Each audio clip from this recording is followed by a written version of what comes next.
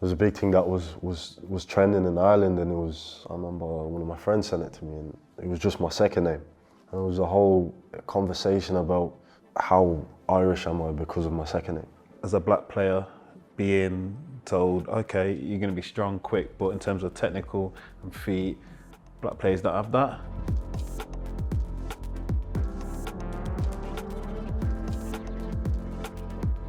Okay, welcome. I'm here with some notable faces, Naomi, Andrew and Wes. We're here to discuss Black History Month and more importantly, some of the topics that people don't usually discuss, right? Some of them are very pertinent, very important, but very impactful, and we're just going to share our experience with you today. Naomi, let's start with your personal journey and getting into football, all right? Being a centre half as well, or defender. Yeah. How's that come about? So I started playing when I was about 5. When I was 4, my mum and dad put me in drama and dance and that, and I said, I don't want to do this. You was kicking anymore. everyone in drama. Yeah, no, yeah. So I said, I'm not doing this anymore. So they said, all right, we'll take you to a boys' team, play a bit of football. I really enjoyed it, and that was it. I stuck with it. You got siblings? Yeah, younger brother. Okay. He was into it as well, but he didn't, not the same level. What about now? Does he still play? Nah. He's gone You've left into him? yeah, proper burners on. But yeah, so I went and played for Luton. So I played with the boys for a bit, and then I played at Luton Centre of Excellence near where I'm from, and then played there for so many years. But then the Centre of Excellence shut down, so then I had to drop back down to grassroots because there wasn't really many opportunities in my area. And then when I was 16, there was an opportunity to play for Ipswich Town, and that was, I live in Bedford, so now I'm 40 minutes away. So I used to travel there, train there, like 3-4 times a week. And yeah, that was difficult because I was studying at the same time, doing my A-levels and stuff. And then, finished there. And then I moved to Nottingham Uni to study. And I wanted to kind of focus on my actual education because I didn't really think it'd be possible to make a career, especially for a female. So I really enjoyed that. But then I played alongside studying. So I played at Stoke City, then moved to Wolverhampton. And then when I graduated, I had an opportunity to get a full-time contract at Newcastle. Played there for a season. And then in the summer, moved to Nottingham. So you've been all over. Nottingham Forest. I've been around the place. You've done the miles. Yeah. And it's only right that obviously if you study in Nottingham, you end up playing for Nottingham, right? Yeah. It's a good city. Yeah. Listen, if you're like me, I lived there for 25 years, but the I city love it grabs here. you and doesn't let you go again. 100%, yeah. It's good. Wes, local boy. Yep. All right. Tell us about your journey. Yeah, I think my early memories playing football, just a ball in the hand, playing on the street with your friends, using trees for goalposts and garages for goals. Annoying. Yeah, getting told off now and again from the people who lived in and around the area, but no, always loved football, always played for various teams, local teams, met the Colts, played for Nottingham City Boys, which is the local Nottingham area team, Nottinghamshire. Discovered I had a talent, pretty good. Got an opportunity to play for Notts County. Joined the academy. Played for most of my younger years in that academy. Unfortunately, didn't get a Heartbreak. YTS, which is a scholarship. It's called now. So from that point on, went to college, played semi-pro football, played for dad's team and mate's team in between that as well, and then got trials at Nottingham Forest. You make it sound easy, but resilience, right? You've had the rejection and you've stuck at it. I know, I kind of went through that quickly, but at the time it was really difficult for me, because being on Notts County, they've not got the resources of the likes of Nottingham Forest. So when it comes to giving scholarships, I only could give 2 out, and I fortunately missed out. And for me personally, I felt I was good enough. I deserved one, but they only had 2. Weirdly enough, they did contact me in pre-season asking me, would I like to come back? But I think I had a bit of a bitter taste in my mouth. I was like, you know what, I'm on a different path. I'm not sure which direction my kind of football journey is going to go in. I'm just going to stick to what I've planned to do, which is playing semi-pro men's football and go to college and see where that takes me.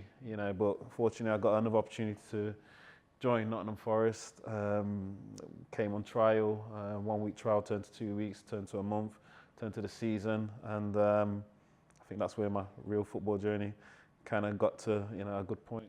There it is, right? And the rest is history. Well, yeah, some say that. It happens. We have to move on, don't we? Keep it moving. Yeah. Andrew, what about yourself? Talk to us. It's just started in Dublin, little small village. It was just, my earliest memories was just playing outside, staying out late, just playing on any kind of patch of grass we can find with our friends. I think everyone kind of starts out like that. And yeah, some of my close friends kind of got me into it and said, let's go join the local team. So I was playing with all of my best friends in each position. I think everyone in the team, we all went to school together, so we had a really, really close bond, and they're still my friends today. And I think it was about a year after that I started taking it seriously. And I started watching, obviously, before then, current players, and wanted to play professional and wanted to play in the Premier League. And we stuck together. We won a few titles, which was weird for the club I was at because it wasn't a big club. I mean, we were lucky enough to have the players. I think out of our squad there was 6 or 7 lads that got contracts in England that summer. So it was kind of it was a weird kind of year group, but we done well. And then so I went on a lot of trials when I was 15. And I was kind of getting back the same answers of he's not ready yet, or they're not sure, because obviously the facilities and the coaching that back then we had in Dublin was no level to what the lads were getting in England. So going over, you're already kind of on the back burner, technically, physically, your intelligence of knowing the game, reading the game. So obviously when I was going on trial, this is what they were telling me. Then my last trial before that kind of window shut was Norwich City, and we were playing. I think it was a week trial. Last game was Tottenham away. We got beat 6-7-0, and I was playing centre back, and I was thinking, that's me. I'm just gonna have to go back to Ireland and try work through the League of Ireland. But they offered me a deal, and they said they're not signing me for what I am now. They're signing me for what I could turn out to be, and they seen that kind of potential in me. And went to Norwich, broke through there, played 18s, 23s, through to the first team, and I developed well, and I loved my time there. And then last summer signed for Nottingham Forest.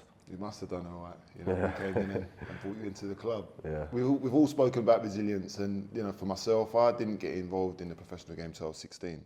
I thought I was good enough, but like you say, it doesn't happen for one reason or another. You're probably the youngest one out of all of us to be kicking the ball. I didn't go and play Sunday league in a team until I was 10. And you pick it up and you learn and you progress, and then you go full-time football. You build on that, don't you? But the resilience is certainly something that we can attest to, right? You don't give up, you keep going, you keep moving forward. Andrew, let's talk about stereotypes in football, okay? Not just football, but culturally. There are stereotypes, racial stereotypes. How do you think that may have influenced yourself and maybe other players or athletes trying to get into sport? Yeah, I agree with you. I think there is a lot of stereotypes in general life, but if we're talking about football, there is. And I think it does affect players, especially if younger players, if they're hearing some things based on the colour of their skin, it might knock their confidence or make them believe they can't achieve something just because of what they've heard or what stereotype they've heard about their race, whatever it may be. But I think it's important that we know, we're aware of the stereotypes that are being said and being used. But like I said, it doesn't matter where you're from, what your culture is. If you wanna play as a striker, you can play as a striker. If you want to be a keeper, you can be a keeper. Do you know what I mean? So there's many things even I experienced growing up.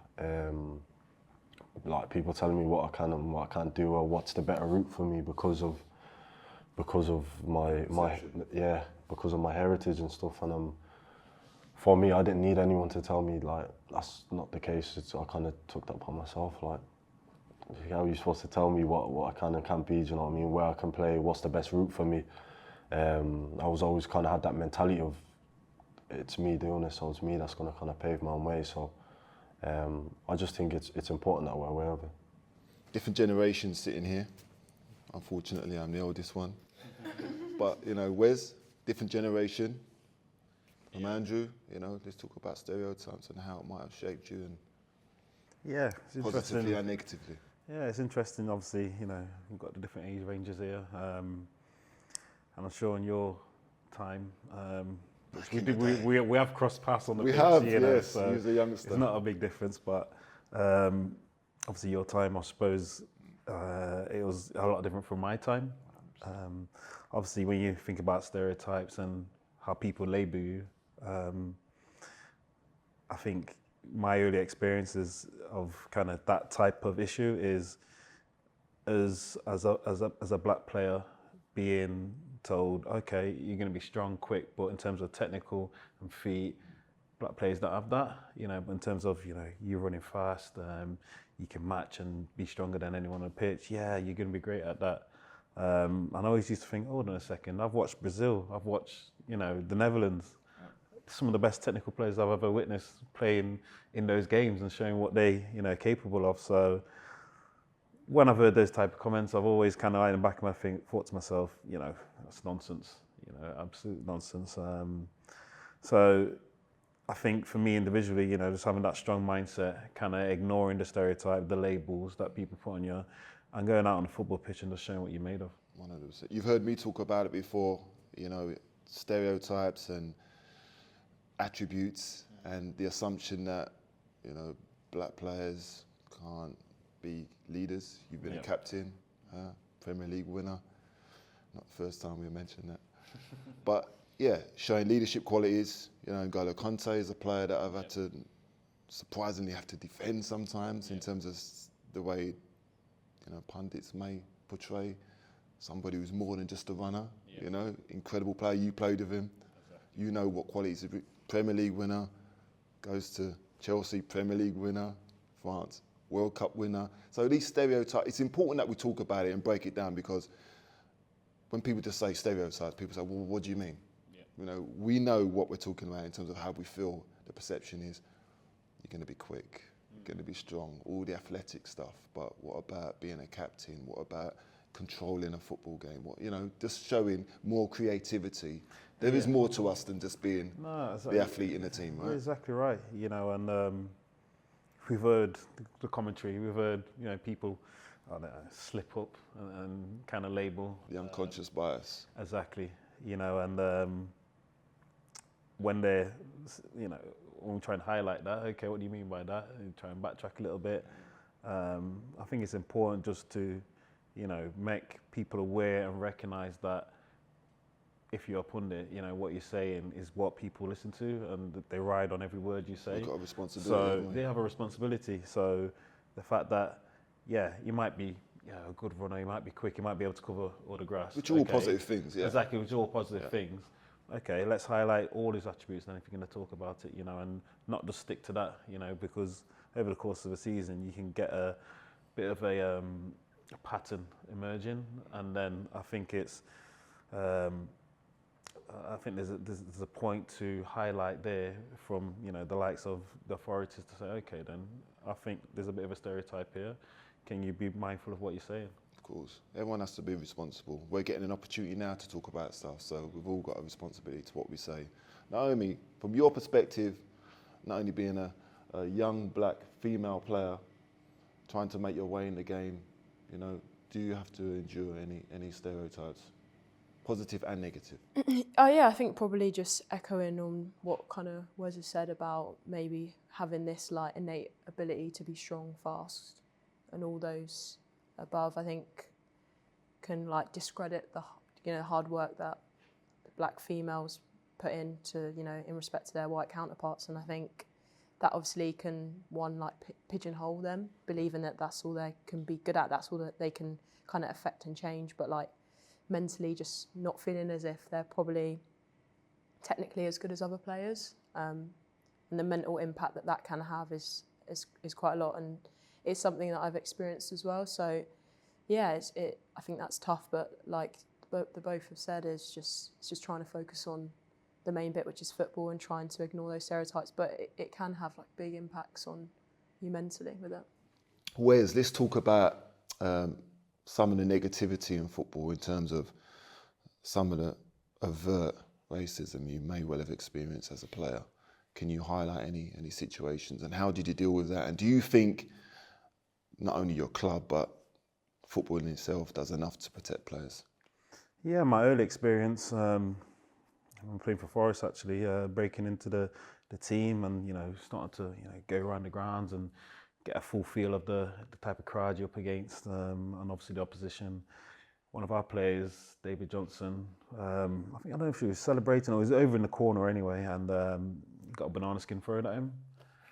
I was like, wow, and I've come from playing non-league, semi-pro. If anything like that happens, it's a bit of a scrap going off. Yeah. Obviously, you're on the field, it's professional, it can't happen, and I never forget that moment because it's like I can't believe people do this. And I remember at the time, and this we're going back, what's this, 2003, 4, I think. And I remember at the time, the players in and around me was like, oh, listen, ignore it, have a thick skin, let our feet do the talking, we'll show them on the pitch. And I was like, really? More should be done. Players should first of all feel safe and protected. But, the people, the corporates need to be accountable. Identified and accountable. And a lot's changed since then. It has changed a lot, and obviously with the cameras and technology, players getting identified. It's been slow in the making. But I'll never forget, like, having that kind of mindset, have a thick skin, let your feet do the talking. Where now, we don't have to accept it. We can say, I'm not happy with that, and something will be done. But it's been a long, long time to get to this point. So I do work with the BPAG, which is the Black Players Advisory Group at the Premier League, and obviously been on the board of the PFA alongside yourself. And I know there's reporting systems in place now, but that's only been 2-3 years. So yeah, I understand your point about the timeline of things and how things really progressed and moved on as they should have been, as the further time has gone on. Our club's doing enough. We just need to know that if there are culprits inside the stadium, that they are identifiable. You can catch them on camera, that the authorities go in and deal with that individual and they remove them and just deal with it there and then. We shouldn't have to wait for the process, and players shouldn't have to endure and deal with the trauma. But it is what it is. And the punishment has to be severe as well. I think that's a big thing as a deterrent. Andrew, what about yourself? In terms of, you're a little bit younger than us, and how have you endured any situations like that? On the football pitch, I've never had any negative. Glad to hear that. It was more kind of off it, early stages growing up. When my earliest memories of living in my house was a rough kind of neighbourhood and that, and there was a period, I think it was a 2-3 year period, where you'd be hearing racial slurs walking home from school. It became almost normal in a sense. So you had to ignore it? Otherwise you're just fighting every day? Literally. And there's not much you can do, do you know what I mean? And I think my sisters were like the they stuck up for me a lot of the time, because obviously I was the youngest. I was a baby practically. But yeah, no, that's probably, that period of my life was probably the only time I really experienced it, until obviously my family moved into a better area, a more diverse, more culturally aware area, and from then on, I think my childhood. Do you think things have changed now, like the area that you're talking about? Do you think things would have changed for the better? I think as time goes on, it will change, but I don't think there will ever be a day and age where it's erased. You're always going to have ignorant people, do you know what I mean? I feel like it's just about the next kind of generation, and education, and I done a workshop there a few weeks ago with the kids in schools, and I think personally that's the way you need to go about it, because people need to, I think mostly, in my opinion, when people are maybe throwing out racial slurs, it's maybe they're angry and it's the only way they can think of that's going to hit home to you, to insult you is racially. And I think if from a young age as a kid you know that's unacceptable, you're not going to think of it when you're an adult to do it, unless maybe you're just ignorant. But yeah, when I finally moved out of that area, up until I moved to England, like it was all good. Working with the kids must be rewarding. I mean, I've done stuff with Show Racing Red Card before as well, and ambassadorial and that, and they say racism is taught. We're not born with that. We pick up from our peers, and it's taught. That behaviour. So the work has to continue. Work with young people and hope that they can go on and lead and show the way going forward. Naomi, what about yourself? What part of the world are you from? Bedford. Bedford. Bedford in England, yeah. It's quite a diverse area. I probably didn't really experience too much I haven't really experienced anything on the pitch. When I was younger, probably just kind of ignorant comments from children because that's what they hear and they just repeat what they've heard from parents or other adults and stuff. And I didn't think it really affected me too much when I was younger. When I was older, I kind of realised the weight of what they were saying and the kind of effect later on. But I think within football, it's I've not kind of experienced anything so overt as probably you two, but it's probably just that kind of subtlety of racism, which can just make you feel a bit uncomfortable and unsure where you kind of stand with people, what their real intentions are. And then again, like just that, the mental impact on that, and for me it affected my playing and performances and stuff. The profile of the women's game is growing as well, and with what you're doing with the Forest women in a minute, you're flying through the leagues. I'd like to think you're going to go all the way to the top. It may well be increased then in terms of exposure, right? I imagine you've got aspirations to maybe play internationally. Yeah, definitely. Do you look at the national team and see? I mean, one of the things that was highlighted that there is a lack of diversity within our national team. Definitely, yeah. I think we've got enough players, right? Yeah, definitely. I think there's so many things I could speak about in that regard. You look at the diversity of the men's national team compared to the women. There's a massive disparity, but yet those same black people will grow up in the same communities. So why are they not going through? Is that because of the lack of investment in the women's game results in disproportionately affecting black females? If I have my brother who I grew up with who could play at the same level as me, he'd be looked after in a different way and could be supported. For me, I had to travel to Ipswich to get the best opportunity for me to play football, which cost my parents money. That's far. Which, yeah, it's very far. Cost my parents money. I didn't get paid to play there. When I was 16, 18, they were losing money by doing that. So luckily my parents are in a position to support me. But there'll be other people from lower socioeconomic backgrounds who can't do that. And who are those people? Typically black communities within that category. So yeah, it's just, that's one of the things is how do we support the diversity of the national team? Investment is one, and understanding barriers is another. Understanding that is one of the barriers, but there might be other mental barriers for girls wanting to participate or even girls wanting to stay within football. So it's understanding that as well. There are some initiatives. I don't know if you know Fern Whelan. Yeah, Fern is obviously my colleague at the PFA. She's doing great stuff. Seek to achieve it. Yeah. So there are stuff. You need role models and icons like yourself. 100%. Whether you want to embrace that or not, it's pressure, but you want to be a good role model and you want to inspire the next generation of young black women who want to play football. So all power to you on that. Naomi, let's talk about positive role models and people that you might see in the media. There are more and more female pundits, I think, than ever before. Some black pundits also. Is it a positive? Do you see it as something maybe you would like to get into when you finish playing? I think, yeah, it's great to have black female role models without, for me, my idol's Rachel Yankee. Yeah, exactly, Arsenal. Yeah, class. Yeah. But I met her when I was really young and I didn't probably understand at the time why she was such a role model to me. And at that time when I met her, don't think I was really aware of who she was, who she played for, and it was from when I met her that I kind of, understood who she was. And looking back now, it's obviously because she was a black female footballer, and from that she kind of gave me the aspirations to believe that I could go on and play football. So you're right with the kind of visibility of black women in punditry, even hopefully we'll see in coaching, playing. Young black females can look at those role models and hope that they can do the same. Love Yanks.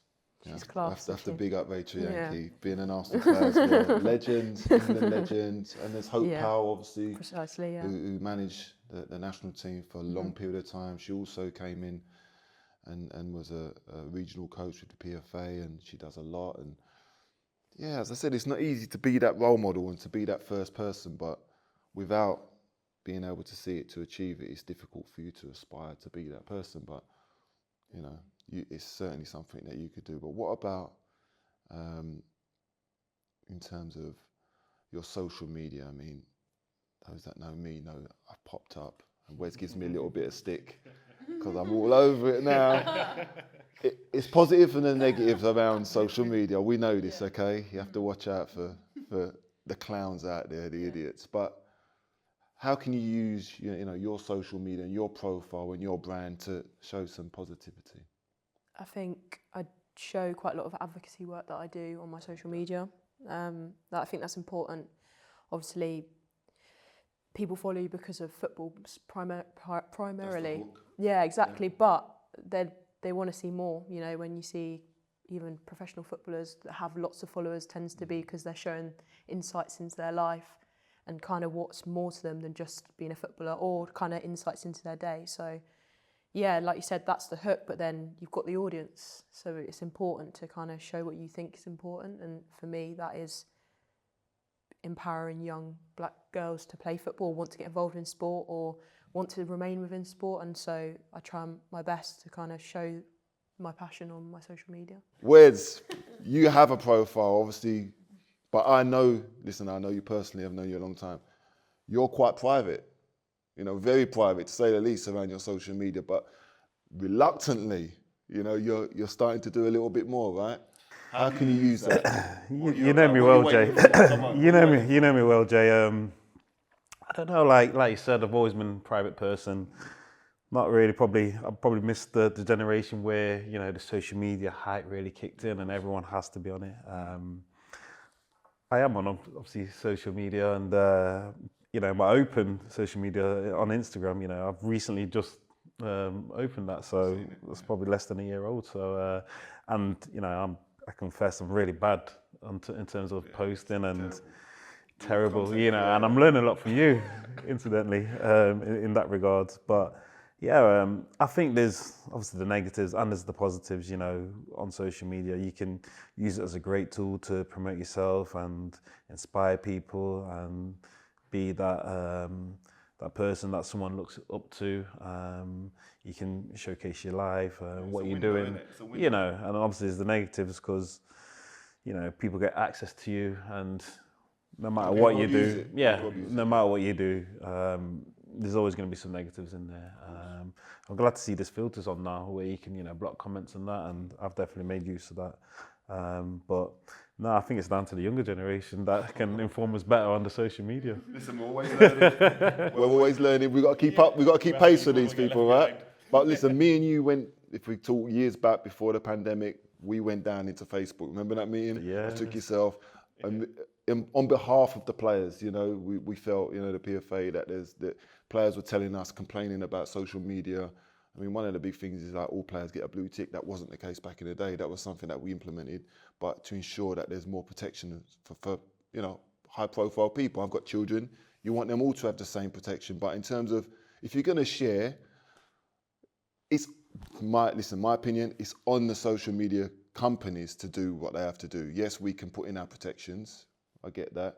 But they do enjoy, all news as far as they're concerned. Yeah. Even negative is good news. Whatever's trending and this, that, and the other and it can be a really negative story. I believe it's easy for them to do more. And I entrust the fact that they can do more, but they for whatever reason, and we're hoping obviously government white paper, legislation, that, you know, everything will be implemented to the point where, you know, people will be held more accountable and responsible, you know, for their accounts. So I think that's the word, you hit it on the head, you know, accountability.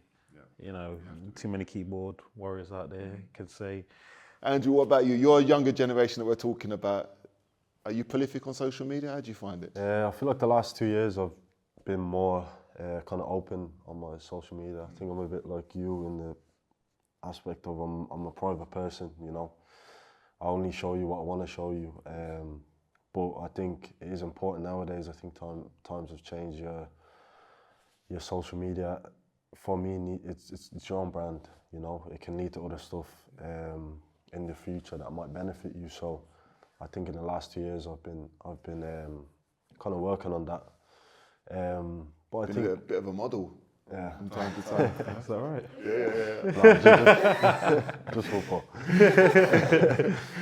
But yeah, there is negative sides to it, you know. I did find it difficult when I was first breaking in, like on Twitter and stuff like that, you know. People think they can like rate you better than your coaches and your teammates and stuff. I remember there was a big thing that was trending in Ireland, and I remember one of my friends sent it to me, and it was just my second name. I was like, why am I trending in Ireland? Like, I haven't done anything, whatever. And it was a whole conversation about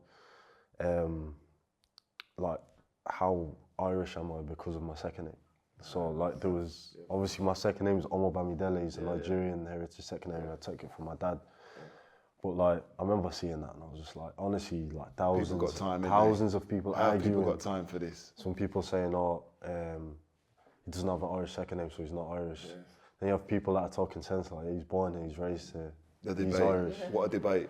Do you know what I mean? So like, just stuff like that, but I feel like now, like what you said, I don't use it.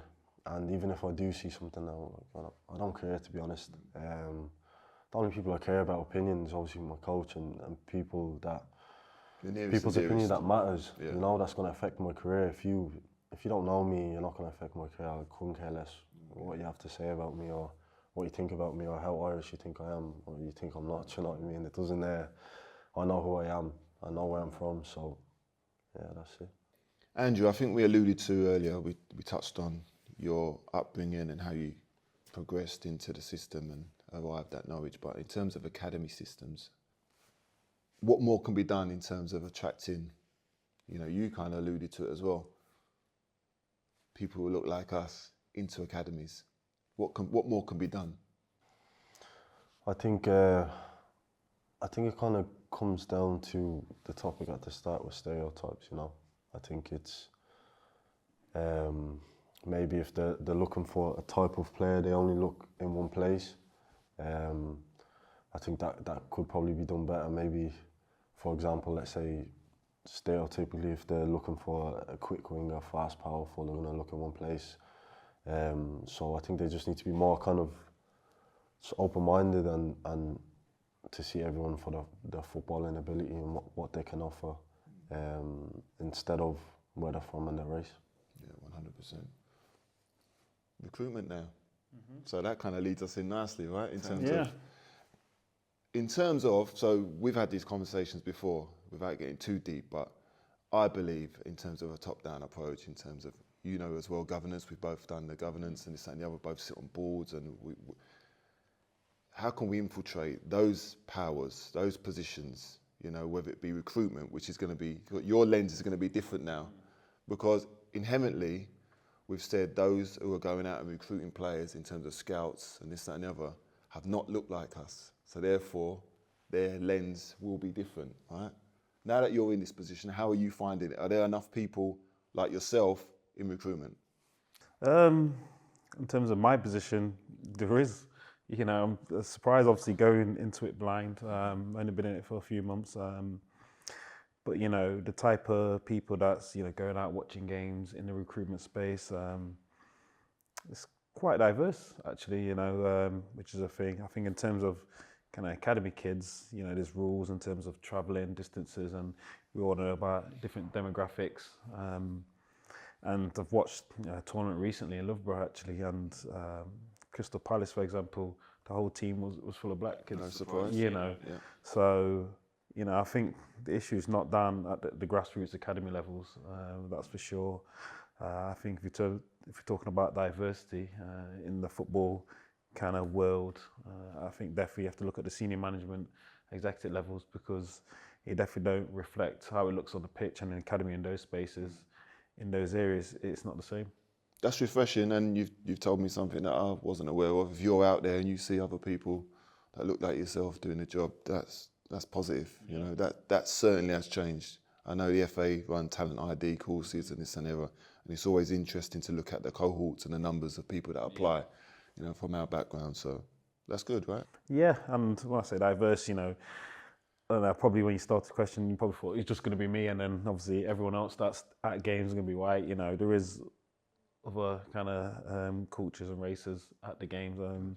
That's not at the levels of obviously white people, but you know, I'm surprised. You know, there is some diversity there. I'm glad to hear that. Lovely to hear that. So you kind of started off earlier when we was talking about how you had to travel from Bedford over to Ipswich. So what was happening at Luton? What's going on locally? I'd love to Even know. Watford? Yeah. Huh? I think it's just, because I was at Luton when I was younger, but they kind of disbanded the Centre of Excellence, and I believe it's because of a lack of funding, or it kind of shut down. Yeah. So then for me, then I'm having to kind of travel, and like I said, I touched on it earlier, it's just kind of investment in the women's game, and I think that will help, because like I said, the disproportional effect on black girls compared to their white counterparts is massive. So then you don't get as diverse kind of people, and then even those young black girls that may be able to afford to go, they may not want to enter those spaces because they're predominantly white and don't, you know, might feel not uncomfortable, or conversations don't happen that kind of involve them or make them feel seen, I suppose. So I think, it all comes down to investment, doesn't it, really? But yeah. It's not easy to feel included or inclusive. We throw away these words, ED&I, do you know what I mean? Inclusivities. If it was there for everybody, we wouldn't really be talking about it, you know, and equality, and we talk about diversity.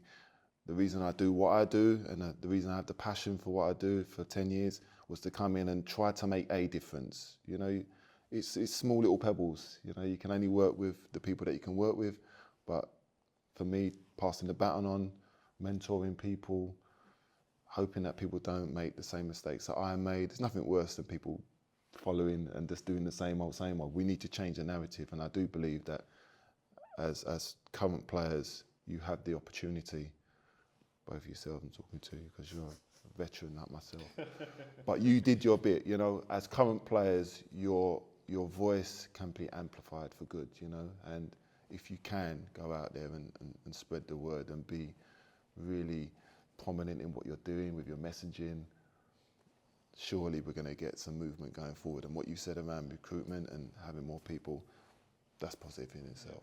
Naomi, let's talk about mental health, well-being, you know, being a high-performing athlete, you know, the stresses that we endure.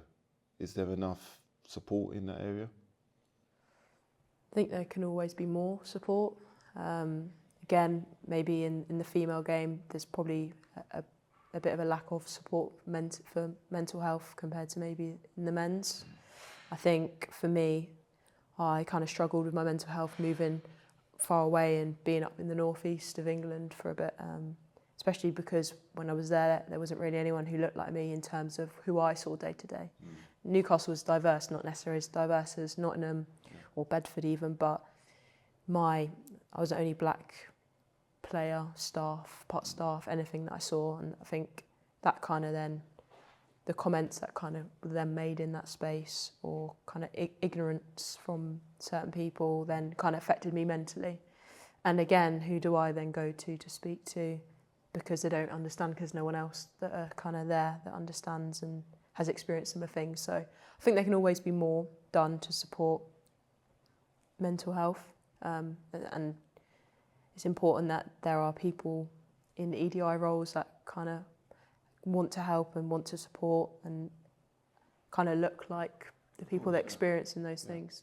I think there's probably some more work that, whether it be myself or one of my colleagues, I've mentioned Fern, we've got some others. Fern's on maternity leave at the minute, but we've got some other people that have replaced her and come in, 2 more women in that role. We will need to come in and do some work with, you as a team and talk about some of the things that we're talking about. Having those conversations, I love to talk about it. I know it can be wearing, it can be difficult, but without having the conversations and diving into the context, people are scared to talk about stuff, especially stuff that really matters, because we use the word PC and people say people being snowflakes. It's not that, it's just being able to speak your truth and feel comfortable doing so, yeah? We need to break down the barriers, so I'll be in soon. If not me, one of my colleagues, right? Yeah? Sounds good. All right. Wes, you understand governance, you've done some stuff with the PFA, you've been part of the decision-making process within the game, all right? So you understand what we've tried to do, right, at the PFA. Is there anything else that we can be doing around well-being?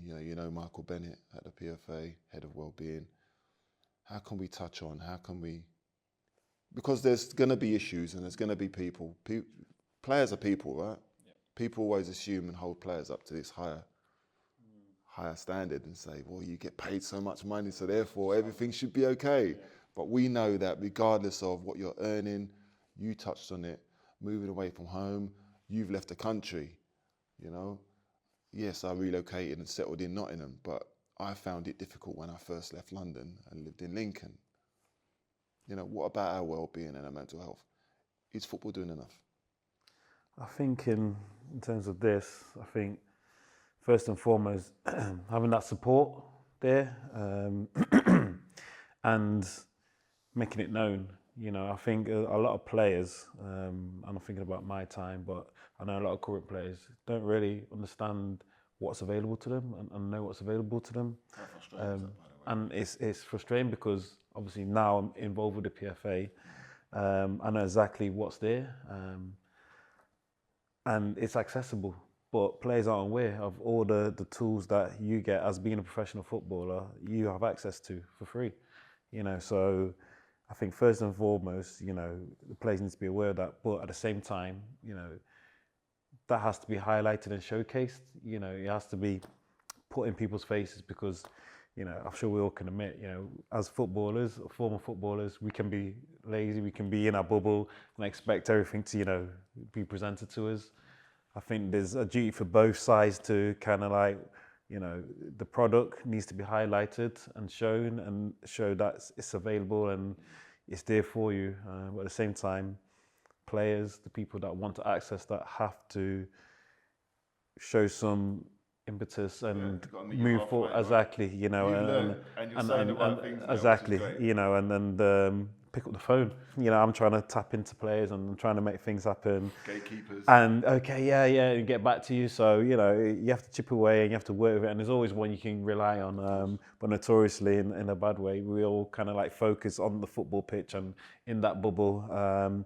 So, me understanding that I have to kind of navigate my way through that to try and get that access. But yeah, first and foremost, that support needs to be there to cover kind of all sides of kind of the mental side of football. If it's you traveling from a different country to come to play in England, if you're, going through some depression or, something's happening in life, whatever it might be, that support needs to be there, which is the most important. 100%. Michael Bennett talks a lot about, if you're injured, you go and see the physio, right? But what happens when you've got something behind the scenes, your mental health, which is not as important, more important than your physical well-being. Do you know what I mean? Because if you ain't right, we do a lot of stuff around psychology and this and the other, but if you're not right and in the right place, you're not going to really be able to perform. So what about yourself in terms of, what's it like at the national team? How about that? The sport's good. Yeah. Obviously, I've only been involved for the last 4 years, so I can't really speak on how it was before. But since I've been in internationally wise, it's been good. There's a player liaison officer there. If you have any problems outside of football, you can go to speak to him. If it's about your family, if it's just maybe something you need sorting that's separate from on the pitch or something that maybe doesn't concern the footballing staff, you can speak to him. So in a general way, I think it's like what you said about us knowing what's there for us. So I think it's just more that kind of trust that us players need to have with you guys in the sense that it is completely separate. Because I feel like that is probably one of the biggest problems, because it's, for me, when I think of, let's say like a PFA helpline, is connected to my football.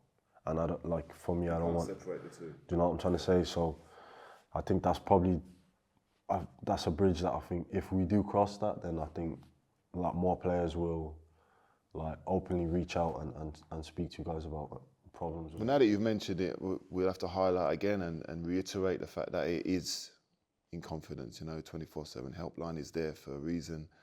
Trained counsellors up and down the country. You can go outside of your working environment and you can speak to somebody in confidence. So if you're listening, players need to know that they can go outside of their club environment, and I get it. And there are people that they can discuss things with. And it doesn't have to be around well-being. It can be around grievances. It can be around facing discrimination. And that's what I'm there for. That's my job. So we are here trying to support you in what you're doing. And obviously Wes is in and around the place as well. So Can I just say as well on that, I think the thing that I wanted to highlight is like we would argue that kind of us at Forest would experience the high pressures kind of of being elite athletes, but that support isn't kind of filtered all the way through for the PFA. That's kind of you kind of mentioned that would be beneficial for all, and as a full-time professional, I'd love to be as a member of the PFA, but it's something that we don't have access to. that's something that we're working on. Exactly. I'm glad you raised that. The level that the club is playing at the moment means you're exempt from that. The championship, there's an ongoing discussion around that. The reason the WSL has always been implementing a part of that is because they were always considered to be full-time professionals. The women's game is still professionalising. There are clubs who are playing at the championship, even in the championship, and at lower level, they cannot call themselves professional clubs, and yet they would love to say they're professional so that they could be PFA members. And then before you know it, they're going to be asking the PFA to do things that the club should be doing. So we need to get that balance right. We certainly haven't forgotten all of the women playing football. We would like to see all of the women being PFA members. What we're doing, as I said, with me working with the FA board and the women's board, is trying to help the game professionalise itself, and let's make sure the clubs are doing what they need to do, because they're your employers, right? In terms of your well-being and your insurance and injuries and this, that and the other. You can't be asking somebody, Clubs are quite cute. They will try and ask the PFA to pick up. That's not what the PFA is there for. We're there to support and ensure that the clubs are doing their job. So we will get there. But I'm glad you raised that. All right. Closing reflections. Wes, what would you like your legacy to be in terms of, what are people going to remember you for? What would you like in terms of your aspirations and, the things that you're doing? Yeah, obviously my on-the-field days are over now. Hopefully I've inspired, a lot of young kids up and coming to, show that, whatever you want to achieve is achievable. I think obviously the way kind of my achievements came around, hopefully that's inspiration in itself. I think now I'm kind of off the field, have an idea of where I want to get to. I think for me to get to that area, which is senior management, executive level in football, it's going to be a long journey. But hopefully, once I get there, I can be that person that someone who aspires to get into that position can look upon and think, right, there's someone that looks like me in that position. It's possible, and that's what I'm working towards. So.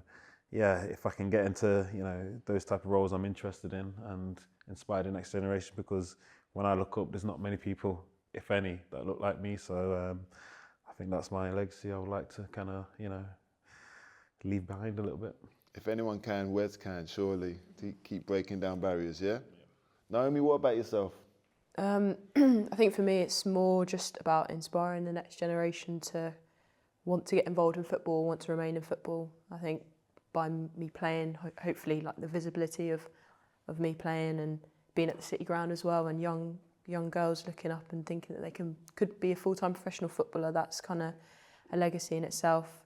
But I think I also have a passion, as you've kind of seen, about getting young black girls into football and wanting them to remain in football and understanding the barriers, mental or kind of financially, so that that can be put aside so that they can just be involved. Because the benefits of me kind of playing football, I've had an incredible journey and really enjoyed the experiences that I've had. So yeah, it would just be trying to get young black girls into football, have similar experiences. And it's the ups and downs, right? The Yeah, struggles. 100%. We spoke about resilience. It's not all It's not gravy. easy. People No. look at where you are. They need to understand how you got there, right? Mhm. So it's sharing those stories as well. Definitely.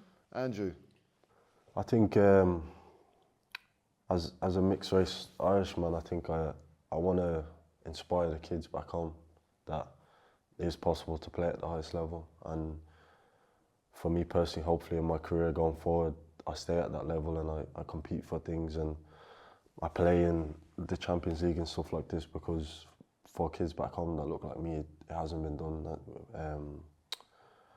for an Irishman. So especially internationally as well, one of my goals is to go to the World Cup with Ireland. Those kind of personal goals for me hopefully will open up to me inspiring kids by me hopefully achieving some of those things. I believe you will achieve it, okay? I wish you all the best. Thank you, appreciate with it. your international career, your forest career. Keep doing your thing. And you keep doing what you're doing, bringing in those next crop of players, yes? Yeah. All right, some that look like us. Yeah. And we'll be all good going forward. So thank you for listening, everybody. Have a good day.